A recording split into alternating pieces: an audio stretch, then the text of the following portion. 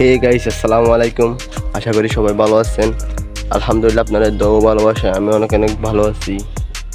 তো আমার আইডিতে একটি সমস্যা হয়েছে যে কয়েকদিন ধরে আইডিতে ভিউ আসতেছে না, কোনো লাইকও আসতেছে না।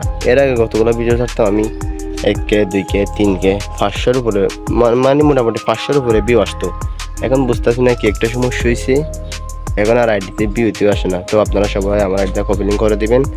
আর আর এদিকে প্রায় 2 থেকে 3 দিন পর আমাকে ওই গুগল থেকে মেসেজ করা হয়।